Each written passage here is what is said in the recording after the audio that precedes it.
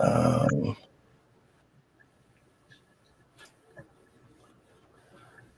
okay.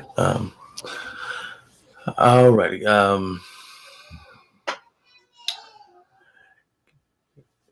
Can testing the hearing. Just okay. Can you hear us? I can. Okay. All right. Okay. I'm just testing the hearing out. I didn't want to look like I was a deaf person here, but so we want to welcome everyone here to Love Eastside Autism Support. And my name is Pastor Derek. This is my wife, Bridget. And also is Miss Amber Lindman. Is that correct? Is that correct? Yes. Okay. All right. And so today we're going to be doing some questions and answers with her to provide some information out there to those that may be watching right now. And so we going to go ahead and get started. And so I guess you have all the questions. No, she's supposed to. You're going to do a PowerPoint presentation. That's correct. I do have some information to share. I can share my screen on a PowerPoint, and then if there's any questions, we can feel free to talk throughout, ask questions. We can have a little Q&A session at the end, but just let me know. Let's see. I forgot I had this thing on. Trying to take it off. Oh, Lord. It says screen sharing is not allowed. Oh no! I was having. Okay, hold on. Wait a minute. Let's see here.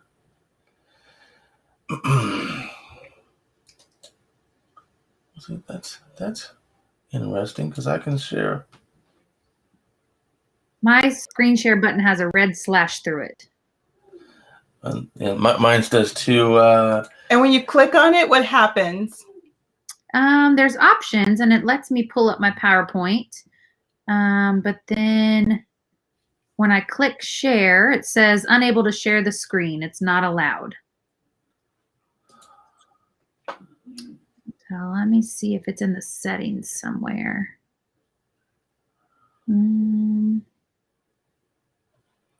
Don't see anything about screen sharing allowed. Well, it's okay. We can chat a little bit. I can always send you guys the PowerPoint, and or if you want me to email it to you, you could share it. Do you think if you can email it, I can put it on the screen even right now. Yeah. What's a good email for you guys? Okay. Let me open up my the chat window right here, and I can. Oh no, I probably shouldn't do that. But well, that's okay. It'll be okay.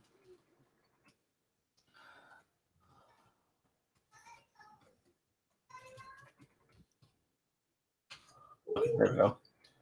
Alrighty. Perfect.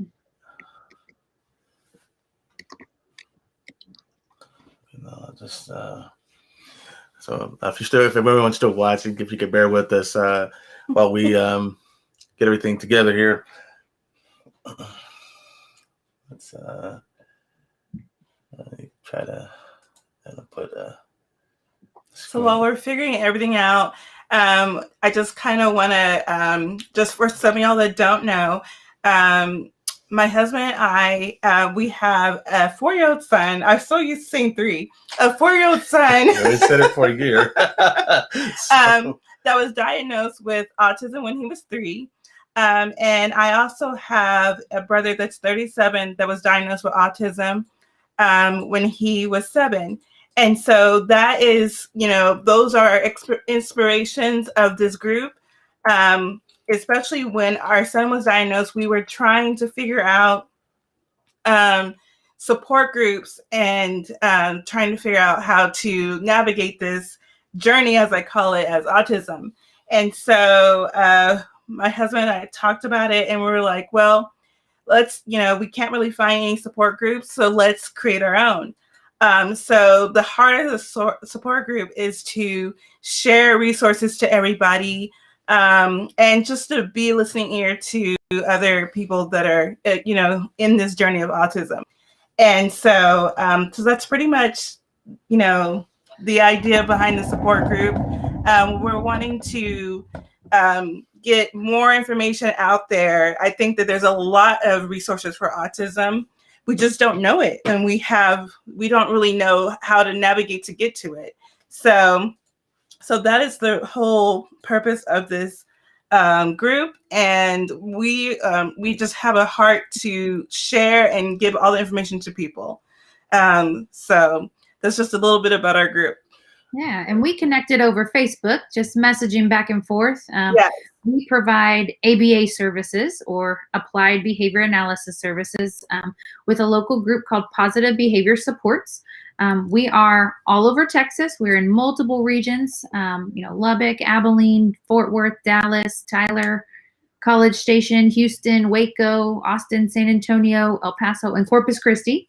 So those are all of our regions in Texas. But we're also providing services in 20 different states and even Canada. So, oh wow, our goal is to connect with families who are in need of services, provide help and support to kind of navigate this journey, as Bridget has so eloquently put it, and just getting that information out there. You never know what's out there until you connect with people. So there's a little bit of information here. If there's any questions, my emails are on the very first and last slide. You can always call me as well. That is my cell number there as well. So we can get started with a little bit of autism and ABA, or Applied Behavior Analysis. The next slide just has a little bit of more, information about our company. Let me see here if I can. Give me 1 second here. I'm sorry, I'm a little bit behind you. I'm not using two screens, and give me one. Let's see here. I would click here, right? Yes. Okay. All right. I'm clicking there. Excellent. Okay. Now, how do I navigate this here? Sometimes the space bar or just clicking with your mouse will advance it, I think. Yeah, just try. There we go. Okay, there we go. Yes. Okay. Yeah. So this is just one of our teams in the California region. Like I mentioned before, we do provide services in 20 different states. We are one big family. We have a hashtag of families first, because not only do we put our clients and our families that we work with first, but we also operate as a big team together. We have multiple layers of support, as far as clinical directors and regional directors, regional coordinators, client service specialists, staffing specialists, clinical trainers, and then the BCBAs, or board certified behavior analysts, and registered behavior techs that are providing the direct services for you and your family. Let me take these captions off the screen here. I'm gonna get rid of these captions. Cool. All right, and let me go to the next slide. Yeah, and I think our main goal is, to help reduce some of those challenging or unwanted behaviors. It can be behaviors that might be a little bit annoying, or in the way, or perseverative, or maybe they are repetitive patterns of behaviors, all the way up to some dangerous behaviors. We work with kiddos and families that have self-injurious behavior, maybe some aggression towards others. Property destruction might be another common behavior.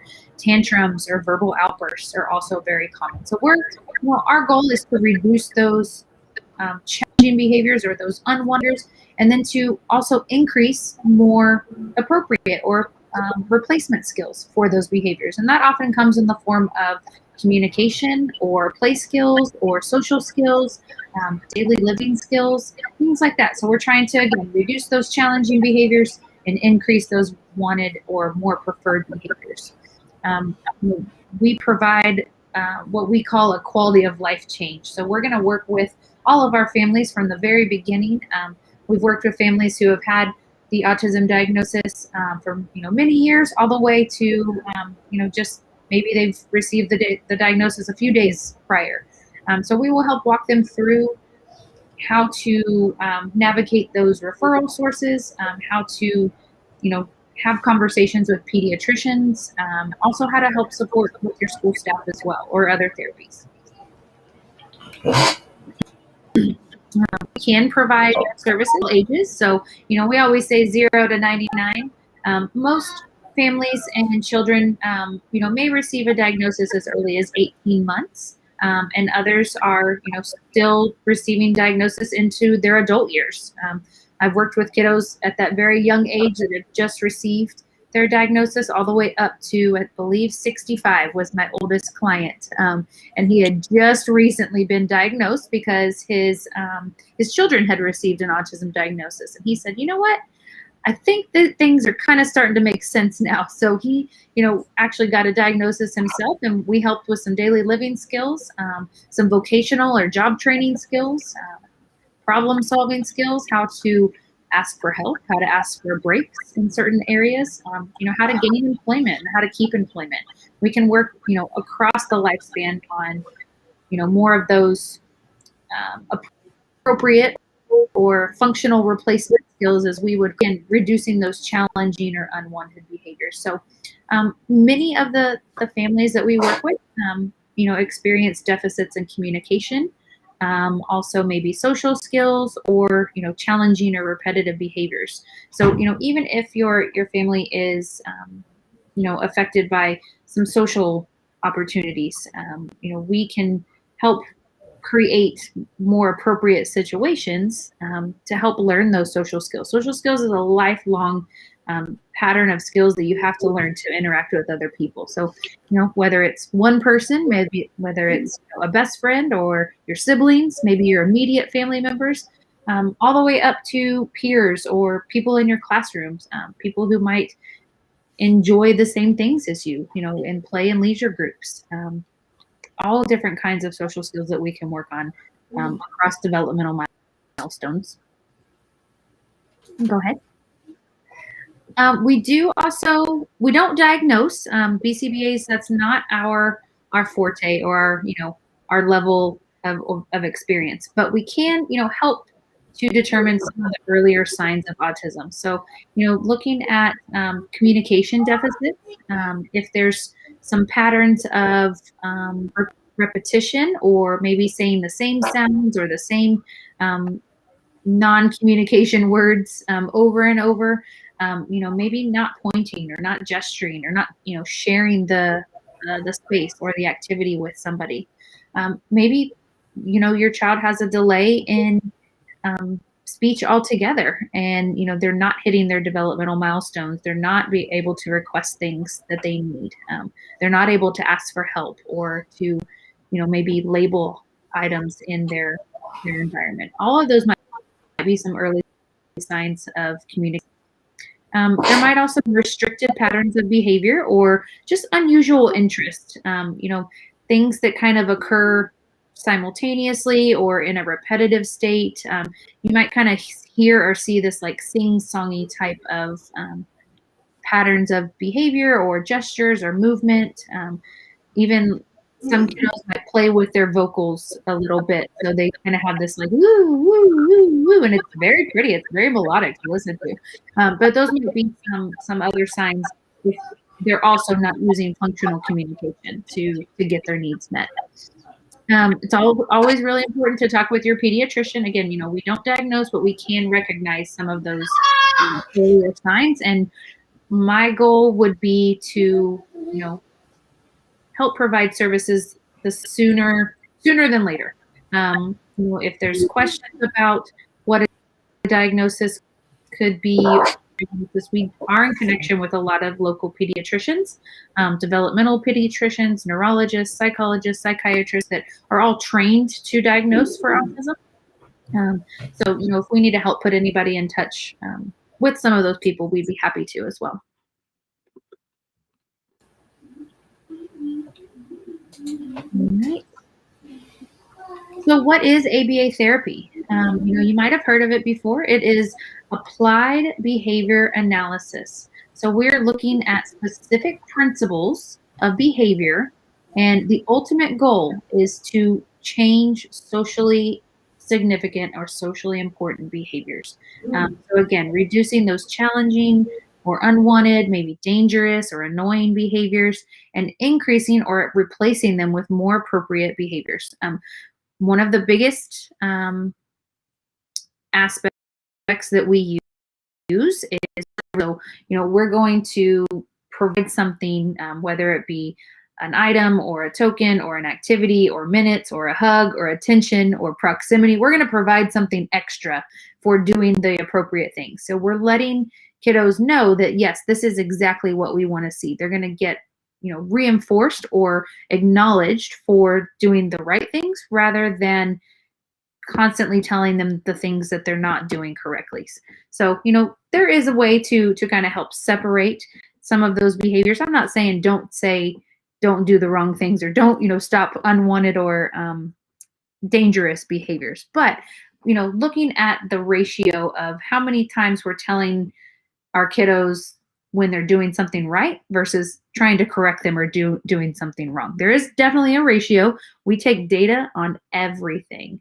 So we can always take data, and maybe in the moment we don't realize how much telling them or asking them to do, or maybe continuing to ask them to do, but we never really get to the part with, hey buddy, these are the things that I really like that you did. This was awesome. And, going over sequentially what it is that we do want to see. So sometimes it takes, an outside perspective to show you, or maybe model or take some data and show you how things are naturally going in the home or the community setting. And that way we can make some changes. We're not here to tell anybody that they're bad parents or that they're not doing it right, or to put our own parenting values on to anybody else, but we're just looking at those direct, observable, and measurable behaviors. I always say, our little kids, they haven't maybe learned how to earn a paycheck yet. We've all learned that, we go and we provide a service and we get paid and we know the value of money. And we've also learned to wait 2 weeks for our paycheck. Some little kiddos haven't. We're going to implement some strategies so that they're earning that paycheck right away, that positive reinforcement. And then, over time, we're going to broaden the gap of how long it is before they earn that paycheck, preparing them for appropriate job skills, vocational skills, and preparing them, to earn a living on their own. We can go to the next slide. Thank you. So here's a few reinforcement tips for home. Just focusing on what your child is doing versus what they're not doing. Focusing on the things that they can do or that you want to see more of, and maybe ignoring or you just not acknowledging those things that you don't want to see. I think that you should try maybe to make some small changes. Give it a try and see if focusing on the things that you do want to see provides some more behaviors that you do want to see in the future. We can go to the next slide. All right, so part of your initial assessment is going to entail an FBA, or a functional behavior assessment. So we're going to gather a lot of information on what types of behaviors you're seeing, what types of behaviors you no longer want to see, how often they're occurring, when they're occurring, who they're occurring with, maybe what's happening right before the behavior, what happens right after the behavior. And that's going to allow us to come up with the function or the why. So everyone does behavior. Everybody does different things for one of these 4 functions. These are the 4 functions of behavior. They can be mixed, they can be intertwined. I know sometimes we might hear a function of control, that they just want to do it because that's the way they want to do it. Well, there's a little bit more to it than that. Yes, that is correct, to maybe escaping what they're supposed to be doing, and they're probably getting a little bit of attention, or maybe they're getting some access to something, or maybe they just enjoy how it feels. Escaping something unwanted would be for the attention of escape, or the function of escape. Doing something that gets a reaction, not necessarily that they want the attention, but it's getting some sort of reaction from that kid, or from that parent, or from that sibling, or from that teacher. It may be, in the form of proximity. Maybe somebody gets a little bit closer to them. It may be in the form of, verbal reprimands, or, don't do that, or, I said get down, or I said no. And it may be, a glance or just a look, something that they did got somebody's attention. It might also be for a tangible item or for an activity. They're doing it to gain something to hold or something to do. And then also the sensory aspect. They're doing it because it feels good. There's a lot of different input that we can go over at another time, but just think about the things that you do them because you enjoy how they feel. All right. All right, so once we have some information about the behaviors, we have some information about why they're happening, we're going to come up with some more appropriate replacement behaviors or some more appropriate forms of communication to serve this exact same function, but it's in a more appropriate way. So it could be in the form of, asking for a break or asking for help or asking for more time with an item. It could be in the form of getting somebody's attention appropriately, maybe tapping them or, gesturing to them, saying their name out loud. It could also be, in the form of, hey, I don't want to do that right now, or, I'll do this first and then I can do that later. Anything to help replace some of the unwanted behaviors or the dangerous behaviors, self-injury or aggression, property destruction. We don't want to see anybody get hurt. It could be in the form of screaming and yelling and crying and throwing yourself on the floor. Everything happens for a reason, and we want to give you more appropriate communication to get what you want, to get what you need, but to do it in a safe and appropriate way. All right, we can go ahead. All of this functional communication can also apply to daily living skills. We can help increase self-care routines. I know we work on toileting skills, on dressing, on morning routines, evening routines, living skills that you might need to one day take care of yourself in your own home. So, how to appropriately take your dirty clothes and clean them or take care of them, how to fold them and put them away, how to find the appropriate clothing for the right. I definitely do different things on Sunday on my couch than I do when I go out with my friends. So looking at those social aspects of, when it's appropriate to choose things and the why behind the social part of it.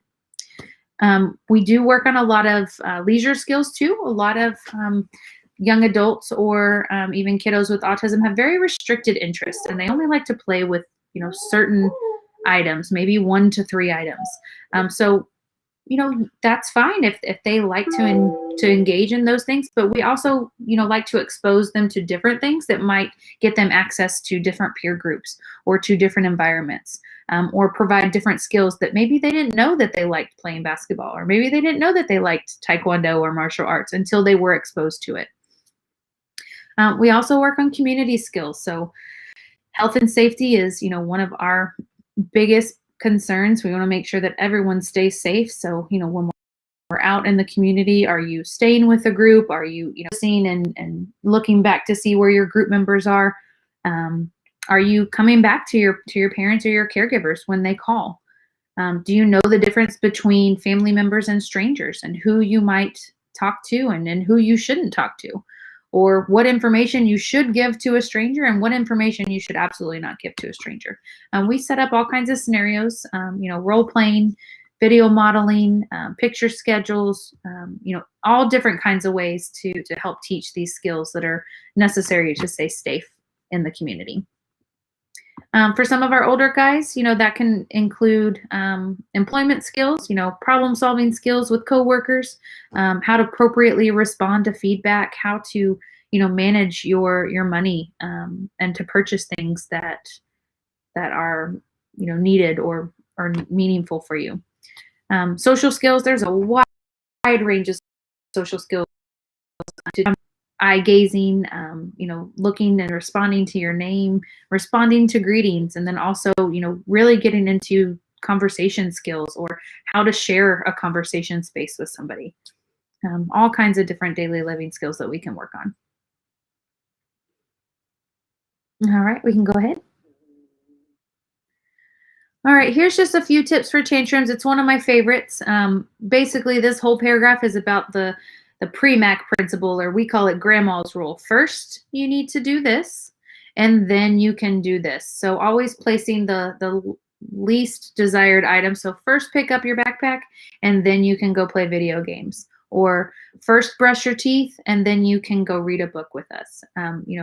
Putting that less desired item or activity first and just really standing your ground that, you can have it, or you can go do this, or you can get out of this. Help.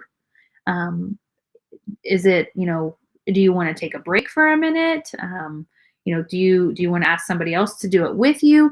We can talk about all kinds of different, I would call them maybe negotiations or, functional ways to get what you want. But as long as you're using your words and you're not hurting anybody and you're not hurting yourself, that would be the ultimate goal. So, for some of our guys that are girls that, maybe not displaying some challenging behaviors, we may tighten up those contingencies a little bit. And, first you're going to finish your homework and then you can go outside and play. Or, first you need to do your chores and then you can have free time and choose what you need to do. All different kinds of language, but, just really, if you place that contingency of first you're going to do this, then you're going to do this, just make sure you stick to it. Don't go 10, 20, 30-minute tantrum and then give in and say, okay, well, you can have it. I'm tired of hearing you, cry. I'm tired of hearing you scream. I don't want. Well, that just taught your kiddo that all they have to do is scream and cry and cry and scream and scream and cry, and they're going to get what they want. So, we're here to help you with those contingencies. We don't want to see anybody cry. We don't want to see anybody upset. But sometimes we do have to help hold that demand and, just support our parents and that they're making the right choice by, continuing to request that you do what I ask you to do. All right, you can go ahead.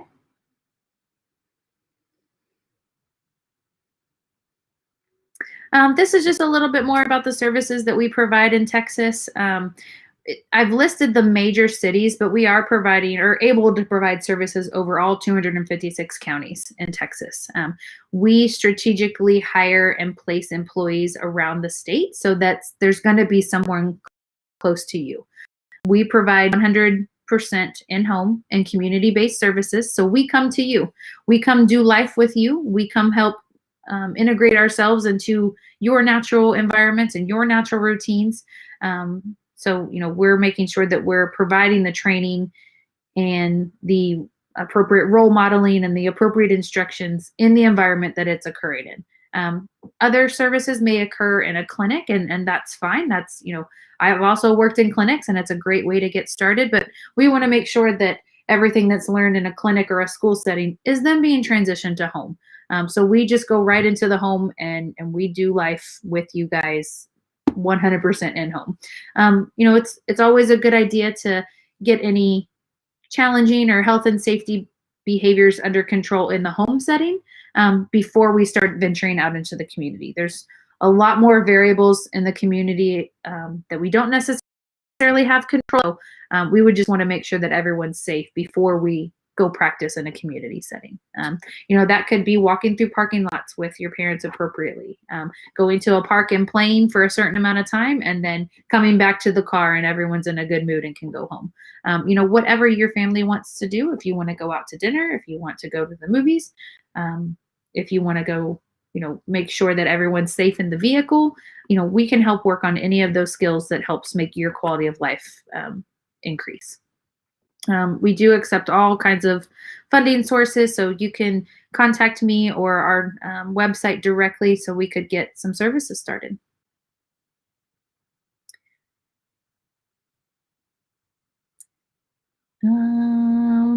This just talks a little bit more about our skills. We can probably go to a little Q&A session from here if you'd like. I don't know if there's any questions from anybody immediately, or if you want to go back to what I already talked about.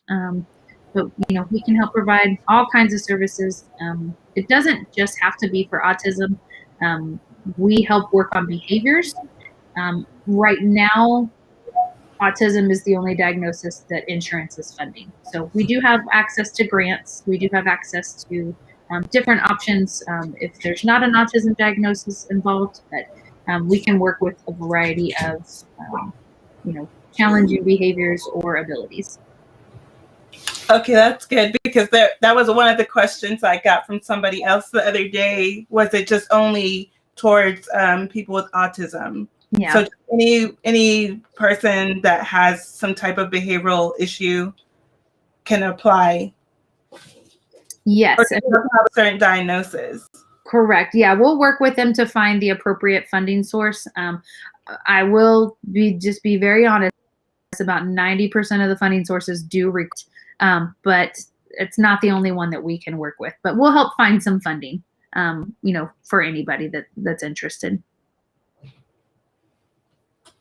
And then another question. So the ABA therapy, I think it said that you can do like 7 days a week. Mm-hmm. Mm-hmm. Is that a requirement or is it optional? Like as far as getting the whatever I'm trying to say. Yeah, the recommendation. So we would come in and do an initial assessment. That allows us to kind of gauge where the behaviors are at, what the intensity of the behaviors are, who might be involved. We will help develop a treatment plan that has goals for reducing those behaviors, also instructional goals to help replace some of those behaviors. We will also training schedule, parent training or caregiver training is involved for everybody. So we would come up with some recommendations. There's no minimum or maximum number of hours that you have to have. And then, we can provide services 7 days a week. So even if you said, Amber, my schedule's crazy, I only have room on Saturday morning. Cool. We will find a team member that has that same availability and that is a good fit for you.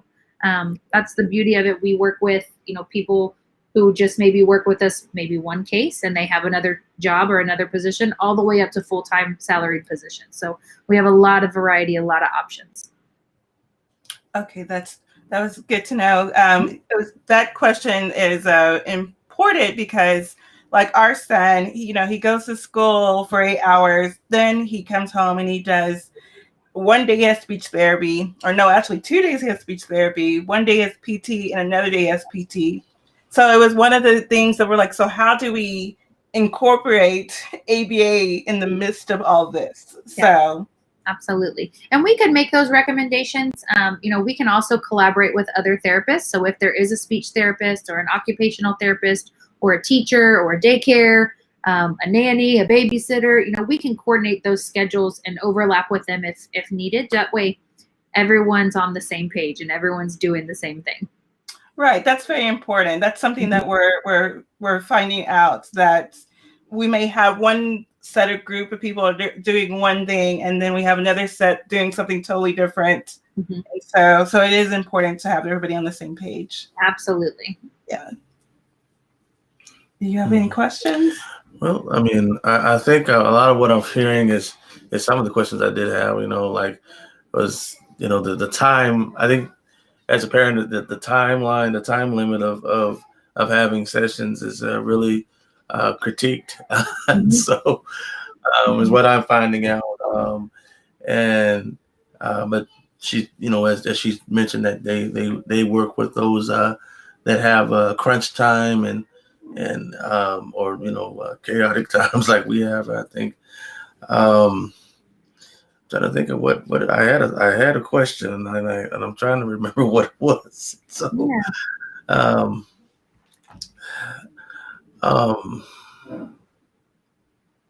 So how would one reach out to get everything started? That's the question that I was trying to think of. Sure.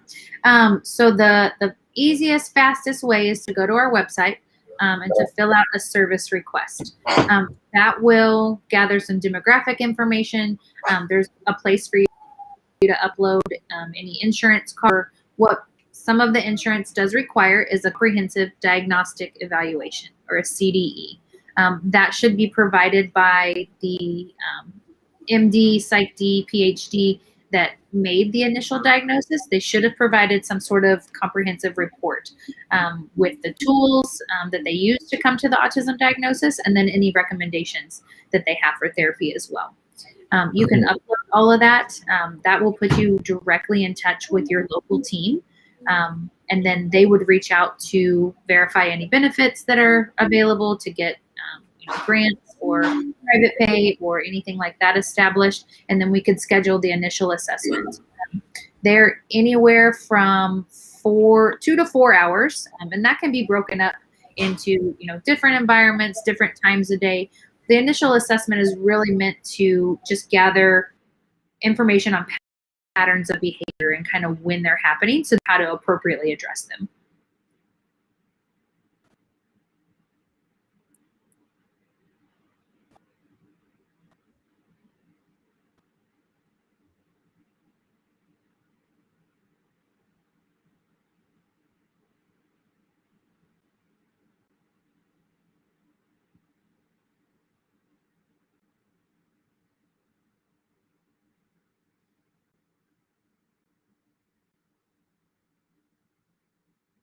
Can you guys still hear me okay?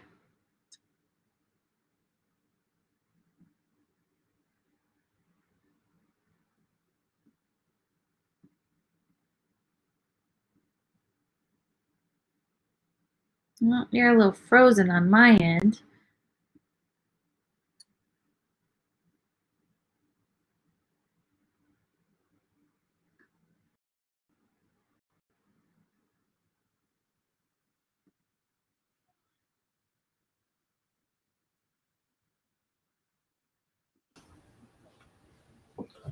Okay, I think we're back.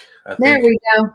Okay, we're back. I didn't want to do anything to the screen because I didn't want us to lose out completely. I think that did cut into the stream a little bit. So, but I think it should be okay. Yeah. Yeah. And if there are more, this was just kind of a general overview about ABA. If there are more specific topics, I would love to do something on a regular basis. We have, social skills programs or potty training programs, sibling skills, maybe community safety. We have a ton of different things that I could, present and bring to the community. Things I'm happy to help. Okay, well, definitely. Yeah, we would definitely love to do that. Yeah, definitely. I think it sounds like that. Maybe we could even do, some, maybe some podcast.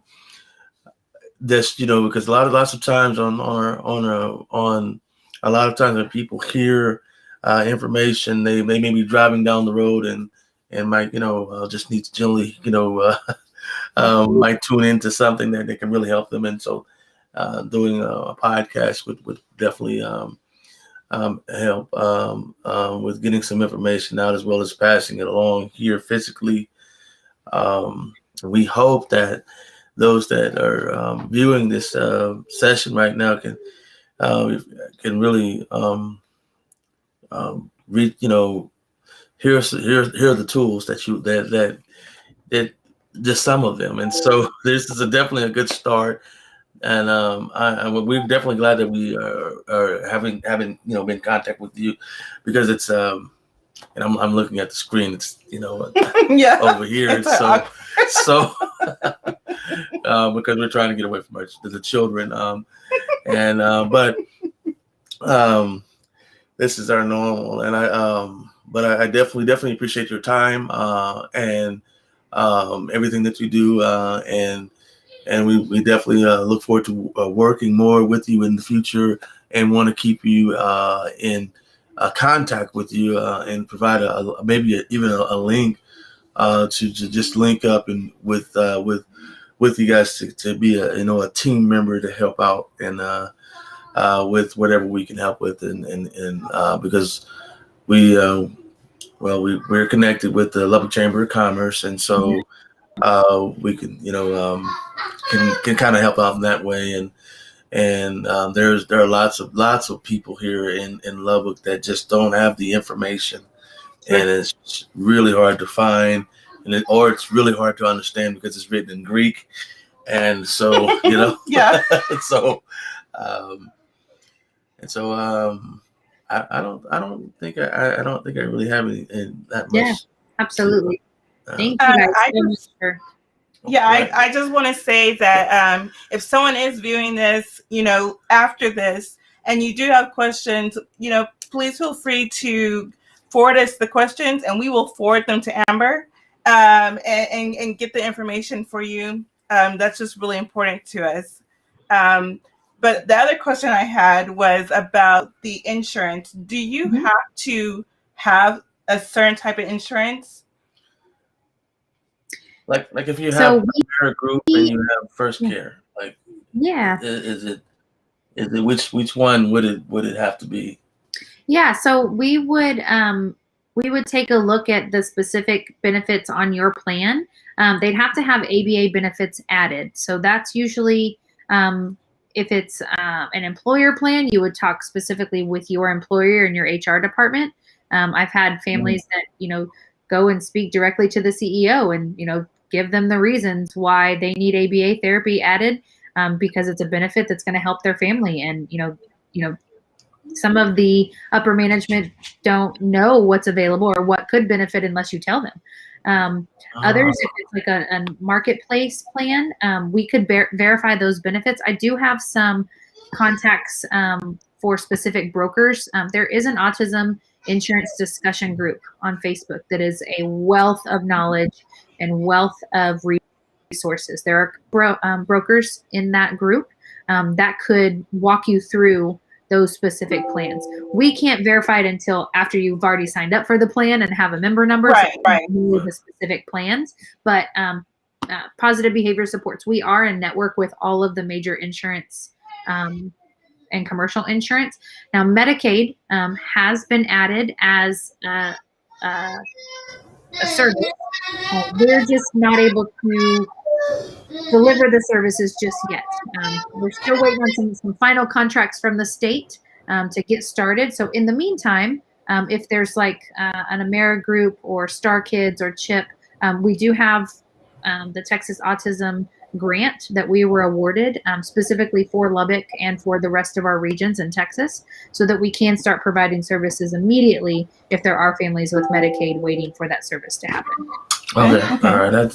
That's very good information. Very good information there. Because man, that right there is going to be very resourceful. Yes. I definitely believe so, and I'm and so it's this is one of the reasons why we're just so excited about everything that's happening and going forward and to the as they say, the autistic realm, and so we are there now, and so we are and we are happy that we're there, and so And I have another question. Sorry, I have so many Sure. things on top of my mind. Yeah. So, did you say if there was an age limit, or you said there wasn't an age limit? There's no age limits. Insurance tried to put an age limit. There's actually been a federal mental health bill passed that they cannot put an age limit and they cannot put a cap on the number of services or hours that are provided. So if parents are told that, then we have some resources that we can help appeal those specific things. So again, it's just getting the information out and letting parents know what their rights are and the services and the alternate routes that we can go. Okay, okay, that's really good to know. And that's some more good stuff there. Because I know I actually have a friend that was diagnosed late in life, and so and she has experienced having issues keeping jobs, and so when you mentioned that, I was like, oh, wait a minute, that may be something I can pass on to her. Yeah, absolutely, absolutely. Now the specific grant might have limits that they go through, but as one stops, we have other grants that kind of take over, or funding sources that take over. So again, providing services throughout the lifetime. If families are in need for older kiddos or those that are of the transition age, 15, 16, 17, Texas Workforce Commission, or it's the new Workforce Solutions, is a great resource. And we do provide ABA services through them as well. Okay, cool. All right. Well, I am so glad that we did this. You don't know how happy this makes us to be, and because just one piece of information can just be a lightning of wealth, and that's just there's just no other way to put it. It's and so about 20 years now. So if I don't know the answer, I know somebody that does. I've got some pretty good connections throughout Texas. So if anybody needs help and support, I'm here to help get that journey started for them. All right. Awesome. All right. We'll be looking forward to working with you more in the future, and staying in contact and everything, and we might even nominate you to be on our board. All right, let's do it. I'm ready. So you're ready? I'm ready. Well, thank you guys so much for having me tonight. I look forward to doing more of these chats with y'all. We will chat very soon and get some more stuff scheduled. All right. Sounds great. All righty. You guys have a great night. You too. Thanks. Bye-bye. Bye-bye. Okay, let's put the